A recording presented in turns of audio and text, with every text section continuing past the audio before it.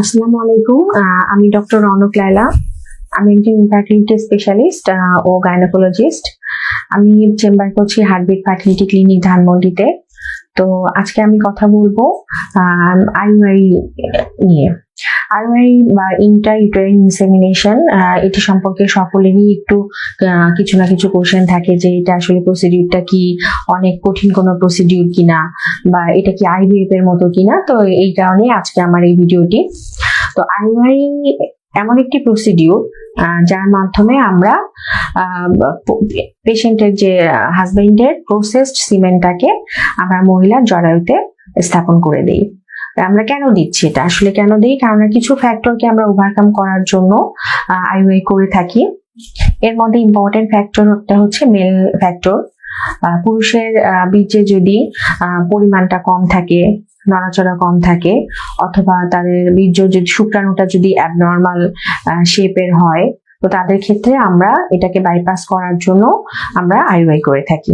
এছাড়া কিছু female factor আছে, যেমন যদি মহিলাদের যদি ইন্ডোমেট্রিওসিস থাকে, অথবা তাদের যদি কোনো ডিম্বাশয়ের কোনো প্রবলেম থাকে, অথবা যদি আনএক্সপ্লেইনড ইনফার্টিলিটি থাকে, তাদের ক্ষেত্রে কিন্তু আমরা এই আইইউআইটি করে থাকি। এছাড়াও যদি তাদের কিছু সার্ভাইকাল ফ্যাক্টর থাকে, সেসব ক্ষেত্রে আমরা সাকসেস রেটটাকে বাড়ানোর জন্য, ট্রিটমেন্টের সাকসেস রেটটাকে বাড়ানোর জন্য আমরা আইইউআই করে থাকি। তো আইইউআই সাধারণত কখন করা হয়? আইইউআই সাধারণত আমরা মাসিকের 9ম থেকে 10তম দিনে করি। আর এর প্রসিডিউরটা আসলে কি? আইইউআই করার যখন আমরা প্ল্যান করি, সেই প্ল্যান অনুযায়ী আমরা মাসিকের 2তম দিন থেকেই পেশেন্টকে আমরা মুখে সেবন এবং ইনজেকশনের কিছু ওষুধ দেই। এই ইনজেকশনের মাধ্যমে আমরা পেশেন্টের ডিমগুলোকে ডিম ফোটানোর ব্যবস্থা করি এবং ডিমের পরিমাণও আমরা বাড়াই। এরপর আমরা 12তম দিনে একটা টিভিএস ফলিকুলোমেট্রি করার মাধ্যমে যখন আমরা ম্যাচিউর ফলিকল পাই, তারপরে আমরা একটা এসিজি ইনজেকশন দিই এই ডিমটাকে রিলিজ করার জন্য। এবং এই ডিমটা রিলিজ হওয়ার মানে আমরা ইনজেকশনের 36 ঘন্টা পরেই আমরা আইইউআইটা করি। তো আইইউআই করার জন্য পেশেন্টের ওরকম ভাবে কোনো কঠিন কোনো আর প্রিপারেশন লাগে না। যেদিন আসে তারা সকালবেলায় চলে আসে এবং হাজবেন্ড হচ্ছে বীর্যটা দেয়, যেটাকে আমরা পরবর্তীতে সুন্দরভাবে প্রসেস করে আমরা পেশেন্টের জরায়ুতে স্থাপন করে দেই।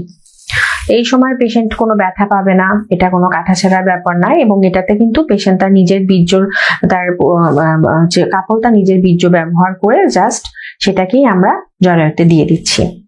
তো আর এইটা কোনো ইনভেসিভ প্রসিডিউর না।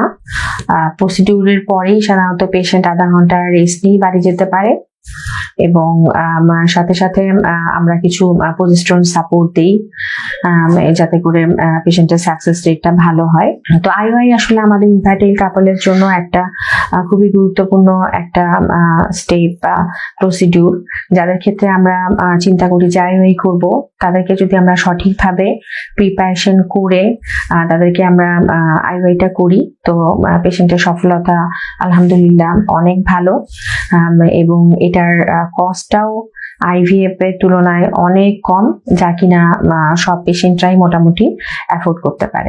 আইইউআই সাকসেসটা আসলে পেশেন্টের সিলেকশনের উপর এবং যে আমরা যে পুরো প্রসিডিউরটা করছি সঠিকভাবে করছি কিনা এবং কোথায় করছি এর উপর অনেক ভাবে ডিপেন্ড করে।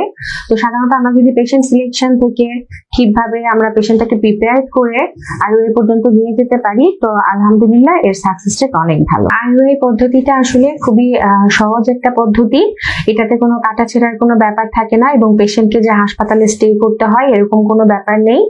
পেশেন্ট সাধারণত আধা ঘন্টা রেস্ট নিয়ে চলে যেতে পারে, এবং এটার যে খরচটা খুব কম অন্যান্য ইনভেসিভ প্রসিডিউরের চেয়ে, যেটা মোটামুটি সব কাপলই এটা আমাদের বিয়ার করতে পারে।